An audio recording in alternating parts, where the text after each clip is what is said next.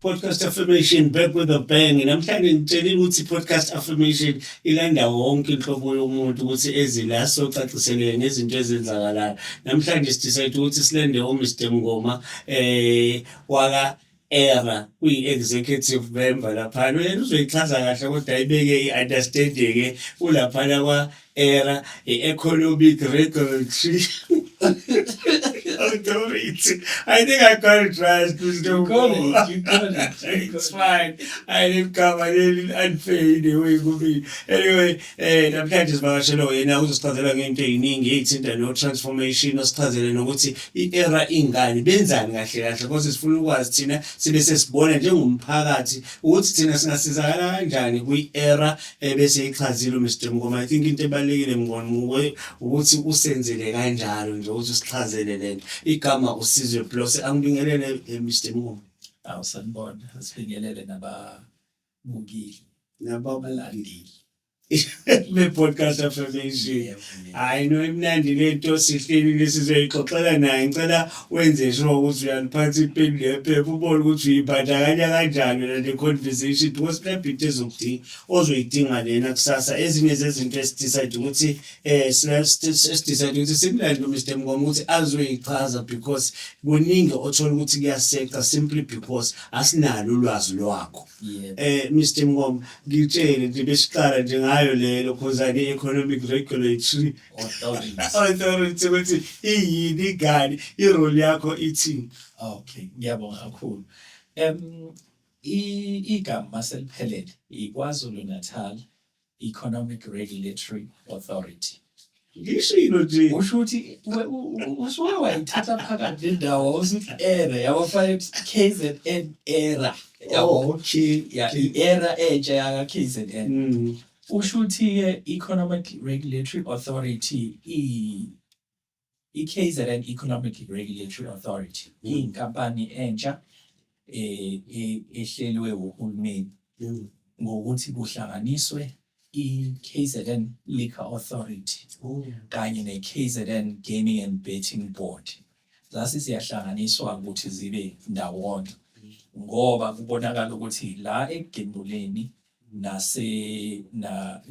endabeni yokulayisenswa kutshwala lezo zinto iphathelene ne-economy yase-KZN sekuzoregulathwa lawo ma-industries for the sake of growing i-economy ye-KZN and for the sake of protecting ama-interested public yase-KZN. Yabo. So kwase kuba khona kumthetho KZN Economic Regulatory Authority Act. Oh, okay. That was enacted from 1st of June 2024. So Leo Act ke iyona ke yenza ukuthi ke sikwazi ukuthi si-exist as i-entity kahulumeni. Ebese kuthi ke abasebenzi kade besebenzela KZN Gaming and Betting Board kanye KZN Liquor Authority bese kube ukuthi sekufanele beze ngalana manje sebezosebenza la KZN ERA or KZN era bese kube sikuyaqhubeka ukuthi ke lokho bekwenziwa ngendaba yokulicense utshwala nokuregulate utshwala sebenziwa i-era nobe kwenziwa i-Gaming and Betting Board sekwenziwa u-era. So sekuhlaka oludro sekuyihlaka olulodwa sekuyibhodi elilodwa abaphathi ababodwa yonke lento sebenze kanjalo. Abekho abagcine bangama-victim beluze imisebenzi yabo. Fortunately akwenzekanga lokho. Indaba siyibiza nge-rationalization. So uhulumeni njengoba sazi ukuthi bekade vele uhulumeni ebona ukuthi kuzoba khona iy'nselelo ngendaba zey'mali. Wayesethatha ukuthi kufanele amanye ama-entities awahlanganise asebenze ndawonye abe ndawonye ngesifiso sokuthi kuzokwazi ukusaveka iy'mali mhlawumbe. Angazi ke noma izosaveka kodwa ke siyathemba kuzoba njalo. Kodwa ke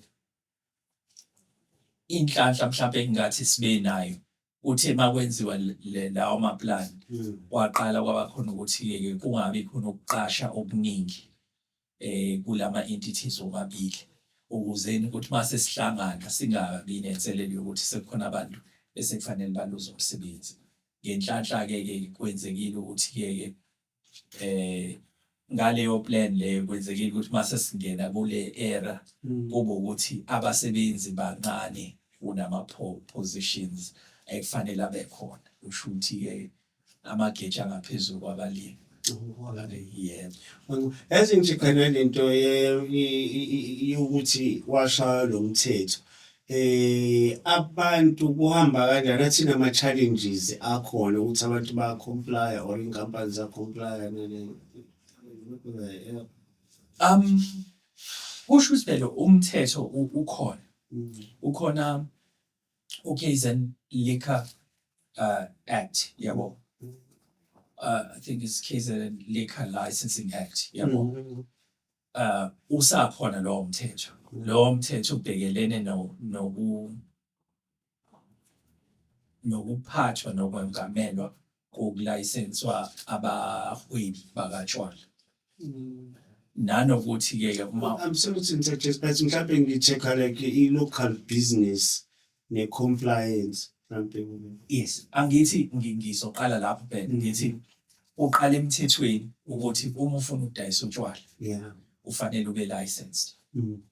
Inselelo yenza ukuthi kuze kube khona lowo mthetho ukuthi ke khona abantu abadayisa utshwala bethengisa utshwala bengekho license bazothengisa utshwala mhlawumbe obronki nokutshwala nafanele bakunike i-public nokutshwala obungahluliwe.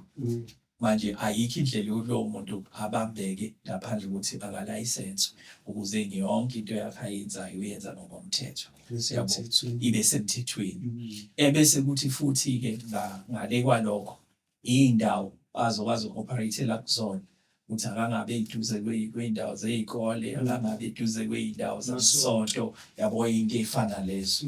Futhi mase bekhona emphakathini babe bangaki bangabi baningi kakhulu ukuze kudlebeleke izinto ezimbi emphakathini.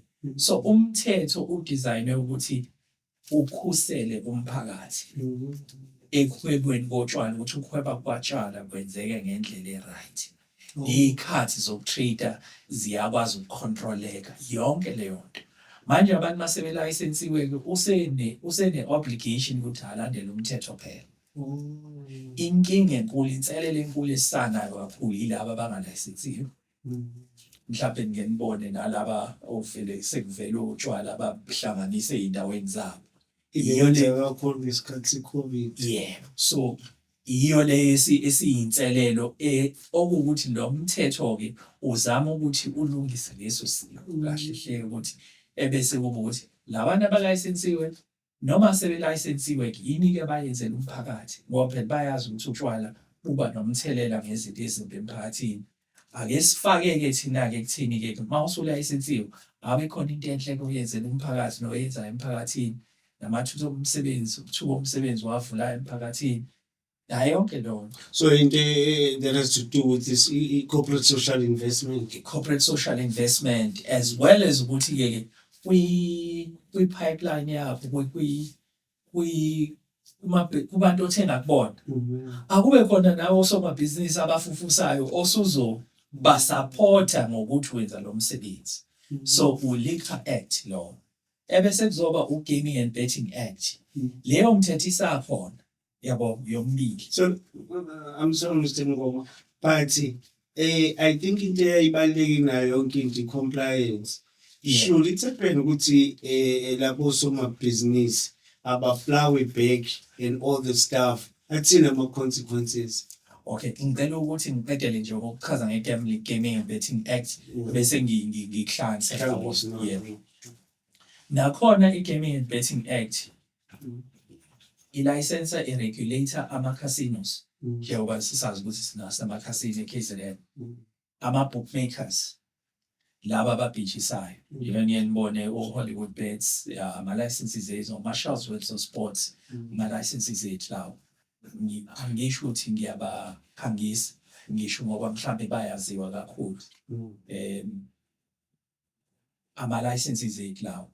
Kube ama-bingo operators. Esiwalayisensile nawo. Kube ama-limited payout machines, ama-route operators. Siwalayisensile nawo. Kwama-site anemishini le ekhipha ama-jackpot amancane. Nayo alayisensiwe ithini.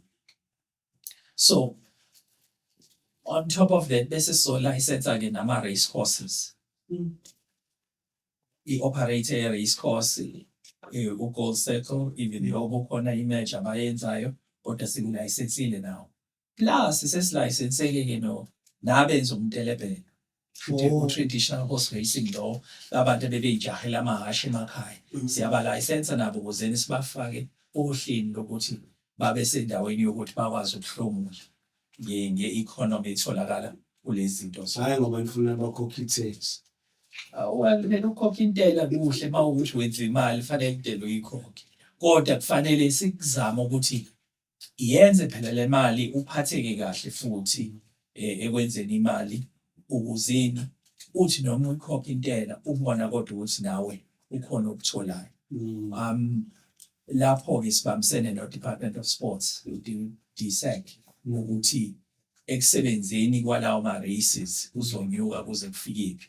Sibambisene futhi no-agriculture ukuthi mase kukhona-ke ama-opportunities ukuthi i-feed nezinto ey'dingela amahhashi itholakala kanjani. So izinto nje ey'khona kanjalo. So ngokulayisensa kanjalo-ke ebese-ke sikubekela imigomo nemibandela ukuthi wena ongumhwebi walikha imigomo nemibandela. Wena owenza i-horse racing noma gaming and betting, wena casino, wena bookmaker, uhweba kanje. Nokuthi nazi izinto ekufanele uzenze nekufanele uzenze ngomphakathi. Sesinento-ke thina ukuthi mase sihamba-ke siyokuhlola-ke sesi-check-a-ke i-compliance leyo kuyisho. Sesizokwazi phela ukuthi sithi hayi phela ndoda so-breach i-license condition, yabona. Either-ke sekuwukuthi sekufanele-ke yabo sixoxisane, yabo.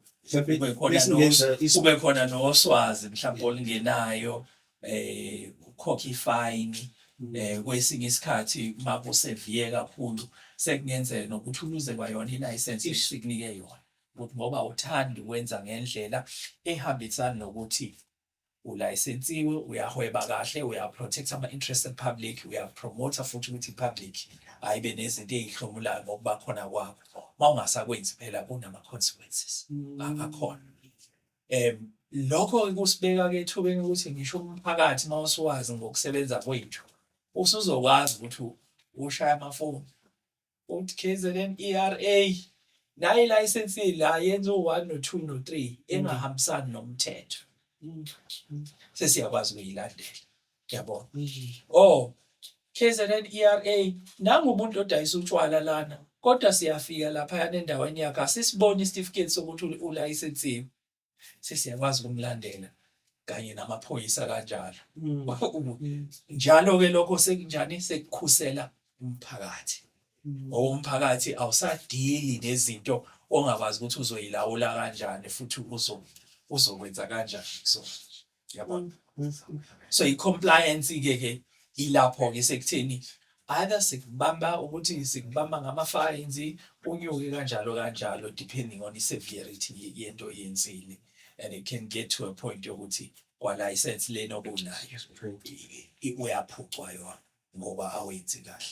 Yazi mina ngiyayizwa lento ngiyayilandela khona into enginika yona ukuthi Mr. Mngoma kunama-situations othola ukuthi uyisakhamuzi. Uhleli la hawe uyampongoloza umsindo. Pongoloza umsindo ethaveni bane-license bana-everything. Abanye baze badlule nasey'khathini ngeke ngibone nje bohamba khona la emadrobheni. Kuyaye kuthiwe ngo-2 sekuvaliwe yonke into. Ngizama ukucheck-a la ukuthi especially emalokishini ngoba ngathi hayi lento compliance le they don't pay too much attention kuyona, yabona. Mina njengesakhamuzi ngenze njani ukuthi ngizwakaliso labo laka ngoba ekhona la ohlupheka khona ukuthi umsindo uthola ukuthi kuze kuyocishe kuse, understand. Not so long ago mhlawumbe uzokhumbula lapha e-Eastern Cape, I think i-tavern ekuthiwa iSonyubeni. Othola ukuthi manje kungena ney'ngane ey'ncane, understand, lento engavumelekile mhlawumbe ukuthi ngabe itholakala emathaveni.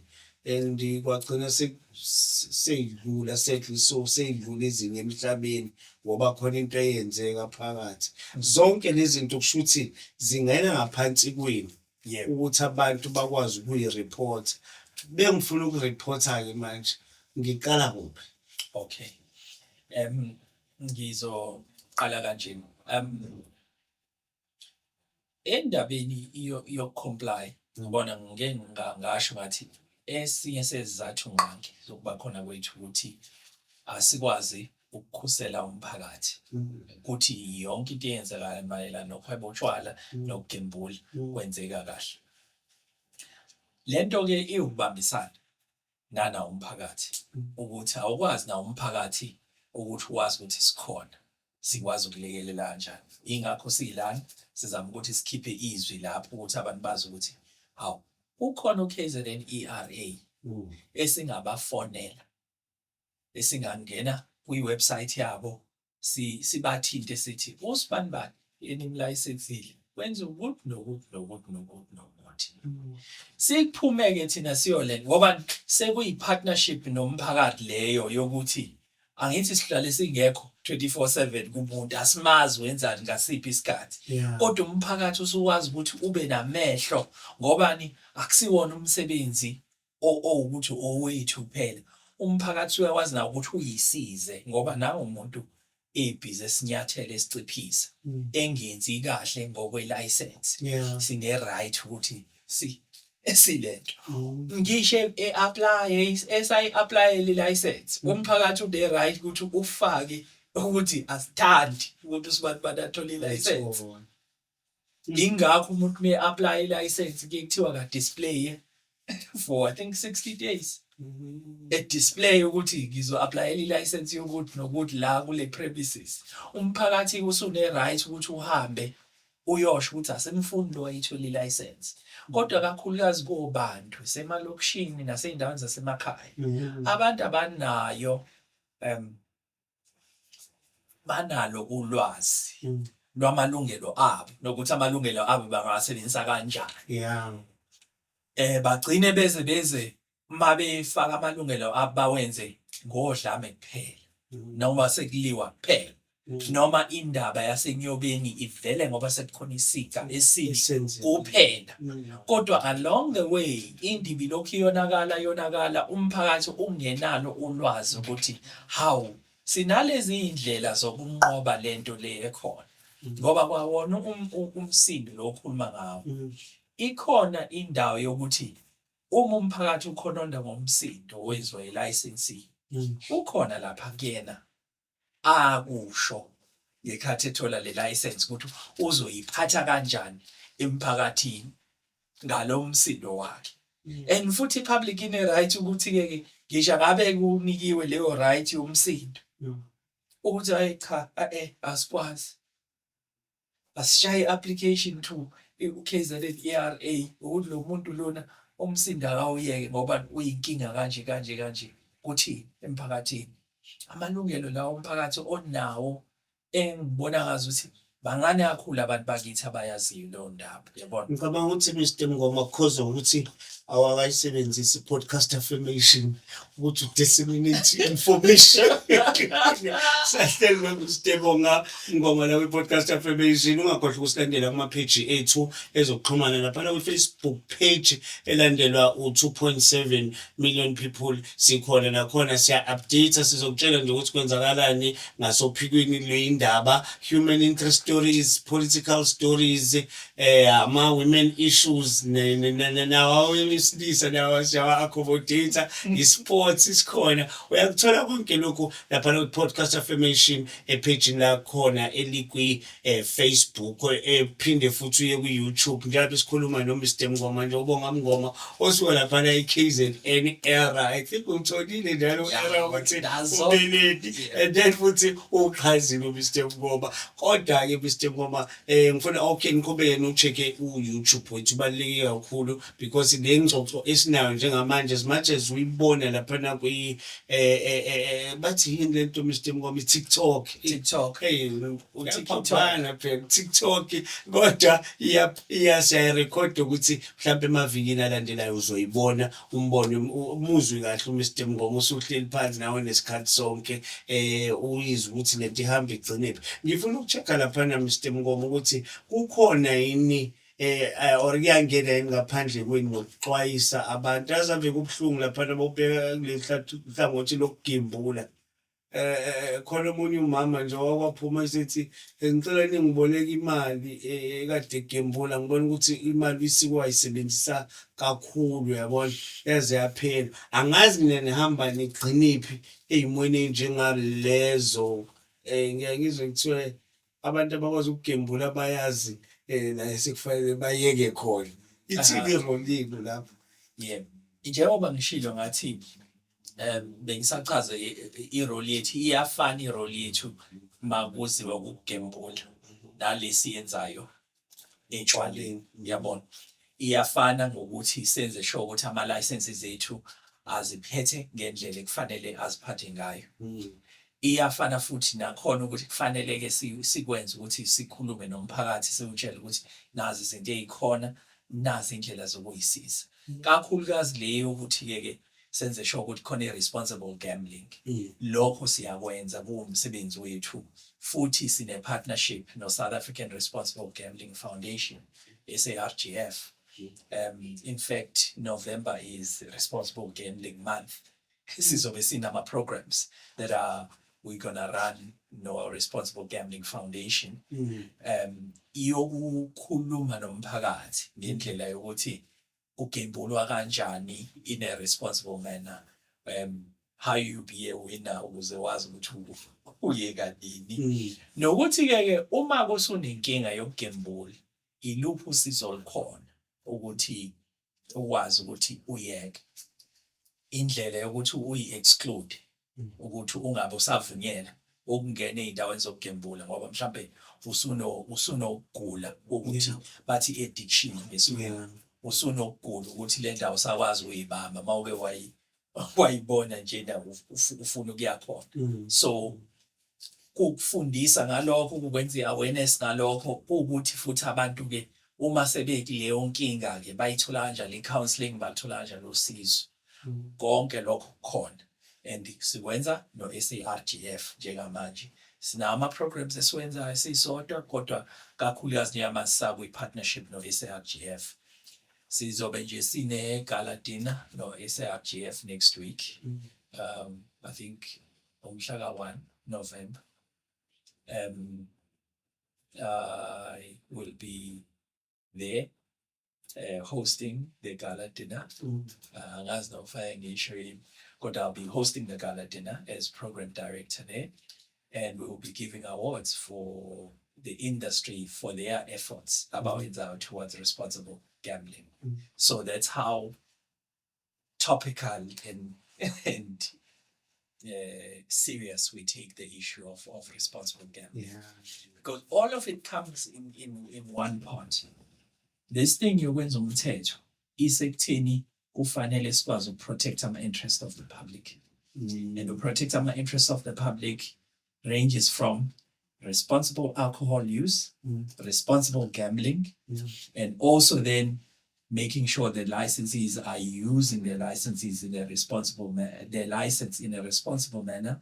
They're not negatively affecting the community kakhulu. And also making sure ukuthi they are plowing back into the communities. Abayenzela izinto khona. So kunjalo nje. No, I think iyazwakala Mr. Ngoma ibeka kahle futhi ibeka ngolimi lwesintu abantu bayezwa ngoba ngicabanga ukuthi izinto ey'njengalena kuyi-affect kakhulu abantu bethu. Mhlambe laba bebala babe kahle bese kuza kulezi ndlela zokugembula ngicabanga ukuthi izinto zabo kakhulu meyikhona into enjalo. But ngakuhlangothini lokuguquka ngazi bayibiza ngani transformation. Lukhona vele. Abetheni khona nje umehlukeni ubona kulo 31 years we-democracy transformation yenzeke? Yebo kukhona. Akusikhona ukuthi ngoba sithi kukhona sijabule noma sithi sesifike ekugcineni, yabona. Kodwa kukhona khona esikubona, sikhona esikwazi ukukhomba ukuthi nakho esikwenzile. Yeah. O sekwenzeka, sekuyinto nje enormal. Eyenzakalayo sikwazi ukuyishaya ifuba nokuthi sisho ukuthi hayi nanka ama-partners ethu kwi-industry, nanka ama-industry players abambe iqhaza kuleyo nto.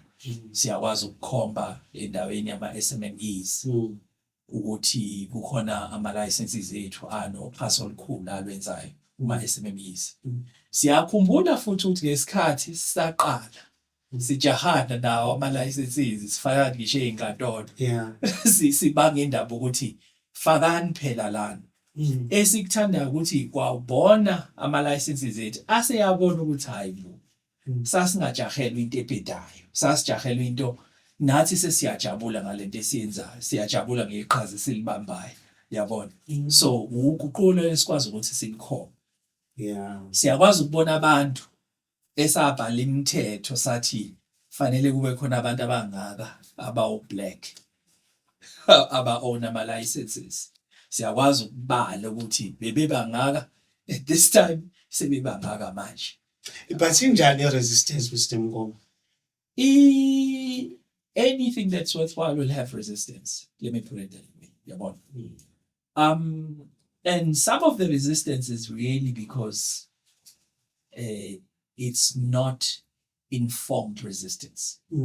It is a natural fear for anyone to want to protect their territory, protect their own. Because we are afraid of the unknown. You're afraid of the unknown, but you're also worried that you're going to lose what you have, right? But where we've been trying with the licensees, is for people to see what there's an upshot. It's not all negative. If you work in the gambling industry, in the gambling space or gaming space or alcohol space, it is in your best interest to create opportunities for the market that you work in, because when that market has more money, you will make more money. But it's not a conversation that's easy. It's a conversation that takes time and for people to understand it, and it takes them seeing one thing work, then they and seeing you show it scientifically, break it down data-wise and say, here's what we're doing, and here's the data that supports it. Then people get on board. But before then, people have resistance, and we understand why the resistance is there. Some are just afraid to lose what they think they're protecting in that small space. And some rightfully so, because their businesses are sustainable, are not sustainable in the current model that they work in. But it just creates an opportunity for them to transform the way they do their businesses themselves. And we are here to say, when those challenges come, we are willing to assist you. And when we're saying to you, you big licensee, we want you to procure X amount from SMMEs. And then big industry says, listen, I'm in the betting space, or I'm in the gambling space. I don't have time to go look for these SMMEs. I don't know where they are. We will go look for the SMMEs. We will go and partner with other government departments. Because the funny thing is, government has got all the resources there. It's just the coordination thereof that at times is lacking. So we then try to play that space where we try to coordinate within our space. That comes. That assists the licensee, that assists the SMME. Then we can start pointing and say, hey, here's the SMMEs that we've put to be benefiting from the value chain of a casino.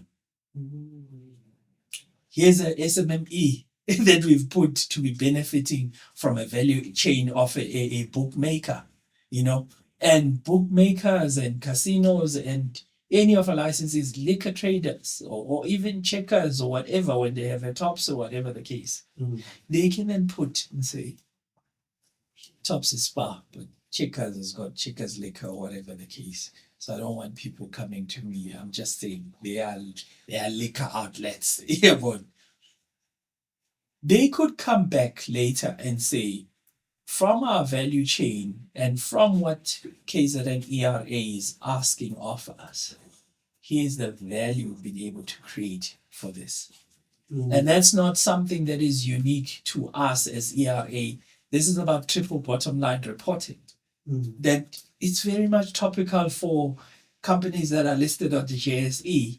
Yet at times, when you're actually talking something that they have to do, there is still resistance because people haven't seen it for the upshot that it is. So it is our space to try make them aware that, you know what, it's not all bad. There's actually a positive here. It's not all bad. There's a positive here. And funny enough, we actually do get partnerships from your liquor traders and people in the liquor space to sponsor some programs that actually drive the transformation at times. It's just a case that we would like to create a momentum and create a space where people are seeing that, hey, this thing is, we're putting money here and we're seeing the result on the other side. So if we're sitting now with the way the economy is going and the way that the South African economy is at, we have a challenge of figuring out what can we do to stimulate SMMEs so that they start creating buying power. Because with buying power becomes economy. And yes, we are working in an illicit industry that people hate and whatever the case, but we're trying to say even that illicit industry must create positivity for the South African economy. But for KZN economy specifically for us, that's our interest. Yabona. Ngokwenza kanjalo, le transformation sokwazi ukuthi siyibone ngobani ayizo-transforma only ownership, izo-transforma lives. Izo-transforma i-buying power, izo-transforma iy'ndawo zokuhlala, because with buying power comes a certain level of affluence and ability to trade. Yabona. So those are the kinds of things that we're looking at. 30 years in, there is some transformation around the ownership space. There's still some transformation.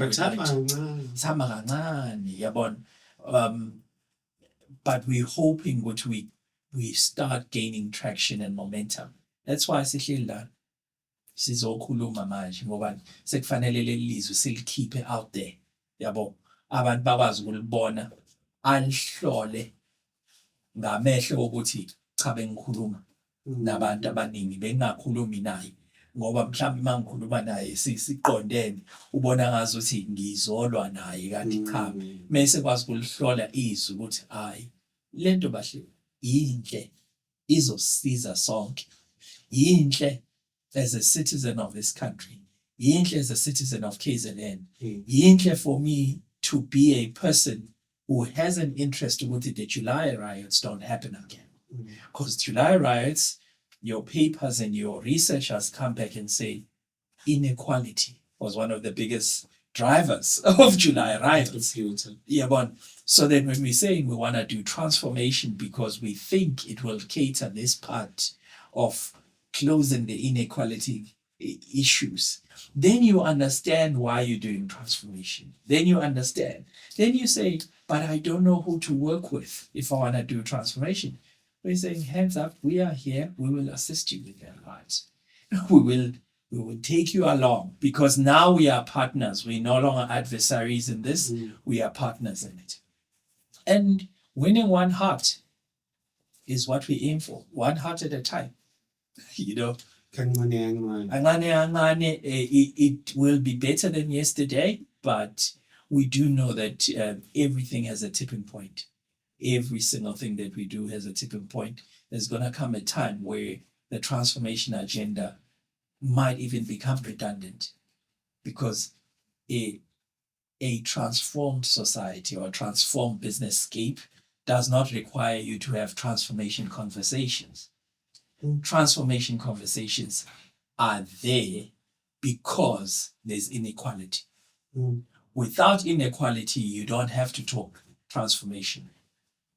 Everybody has got equal access and equal opportunity to think. The fact that we're talking transformation, it means whatever is happening is creating inequality.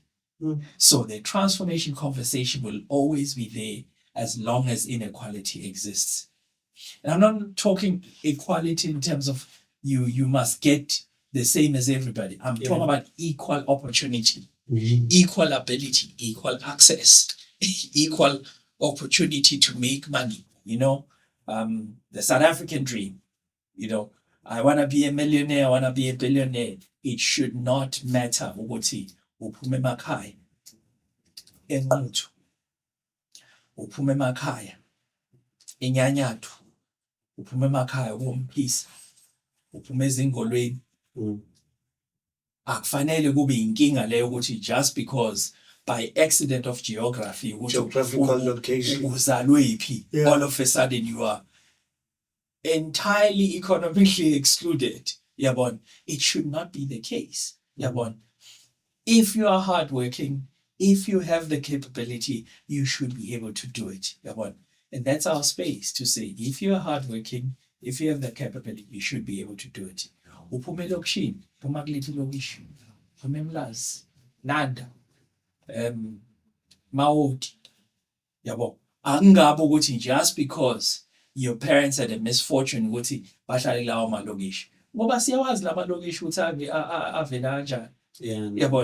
There were group areas. Yes, there were reservation areas for that. But angabe ukuthi we've settled people to say they can never come out of that, because then asikhuluma iqiniso ngokuthi sifuna isociety enjani as a country. Kodwa masikhuluma iqiniso ukuthi we want a prosperous country, we want prosperous society, we must be able to give those people abaphuma kulawo malokishi equal access, equal opportunity, and create mechanisms ezobakwazi ukuthi zibafake ku-mainstream.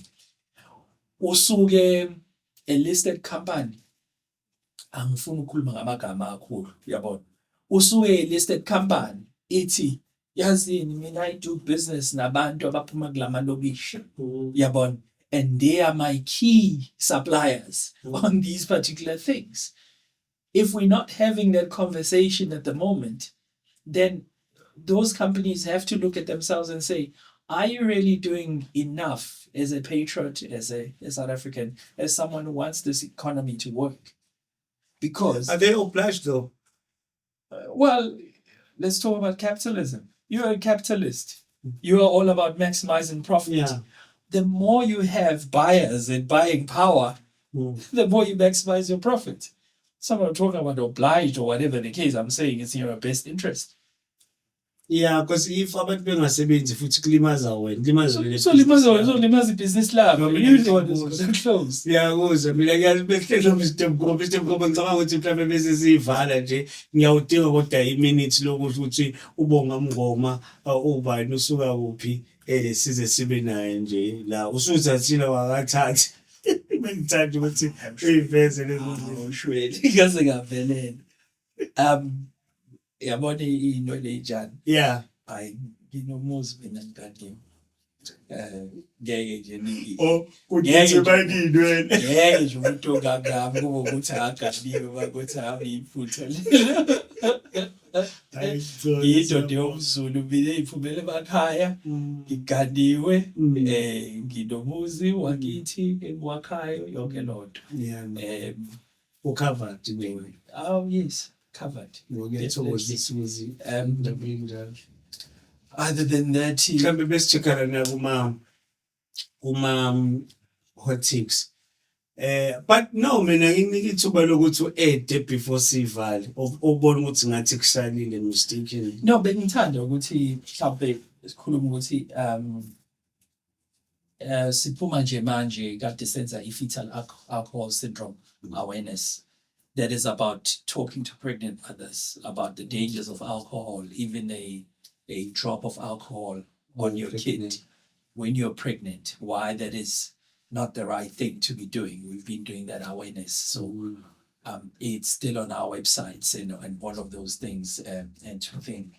So we also launching during December, we all know 16 days of activism about GBV. We do get involved in that in the GBV programs because we understand these two industries that we regulate, they are a contributor towards those social ills.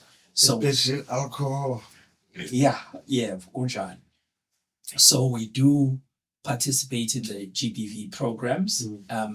We've completed just in July a massive GBV campaign where one of our licensees was refurbishing victim-friendly facilities in 50 police stations.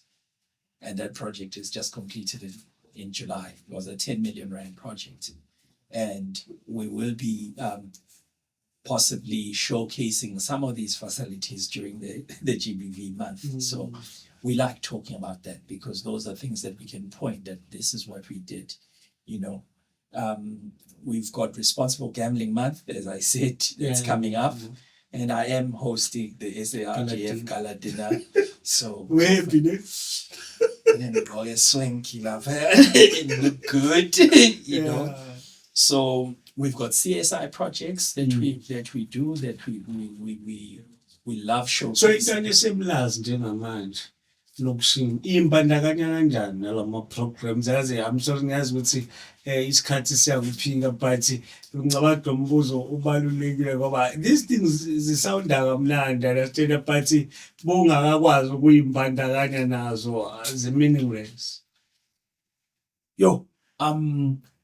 For instance, we have a Black Industrialist program where we take SMMEs and we assist them to land business in the sector.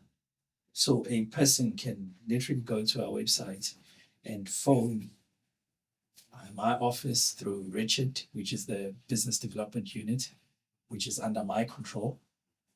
Phone them and get on our program to actually get you on. But Mr. Mngoma sayidlela bangakubuza ukuthi akuyiwe ku-website odaka laphana kade sikhuluma nawe le understand ayikho indlela mhlawumbe. Ingakho phela ukuthi yabona kumanje kube mhlambe bengenza uhlelo ukuthi ama pamphlets ngwaphathi nayo yonke into angabe ngiyakwazi ukuthi ngishare ngikhuluma ngendawo la ekhona ngithi njengoba ngikhuluma ngama programs sowenza awareness in those awareness programs suke zikhona lezi zinto sikwazi ukuthi sinike umphakathi at that time yabona noma masikhuluma lana kwesisikhathi depending ukuthi sikwazi ukukhuluma kangakanani sikhiphe information engakanani ukuthi ngiyathemba mhlawumbe sizophinde sixoxe yabona noba bathi Mr. Mngoma he who has money makes the rules.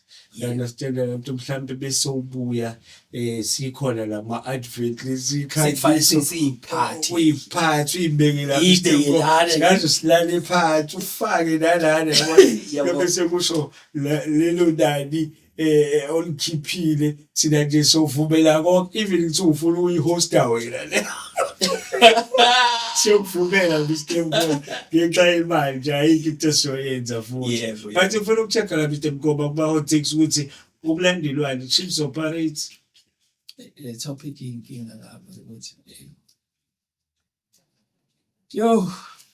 ama-Kaizer Chiefs supporters mhlaza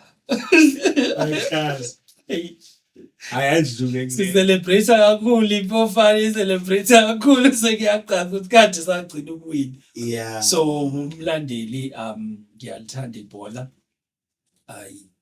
I like soccer as a sport and I'm an appreciator of soccer itself ekufaveni nga-retire ukuba i-chief supporter sometime kodwa kuyenzeka mayiwina ngijabule kodwa I try ukuthi ngingabe ngisaba too involved ungabi emotionally attached to this thing izokulimaza uma Mr. Mngoma uyaflya ungene kwi-economy noma business class unfortunately yasida imali yokungena business class isiflya kwi-economy lokudla kwesintu noma lokudla nje ubona ukuthi kuphakathi kwesilungu umaba nempino ubudekani specifically noma imbuya namadumbe namadumbe yabona no ya kodwa umchaba yazi umchaba yini ngiyayikhumbula kancane ummbila ogayile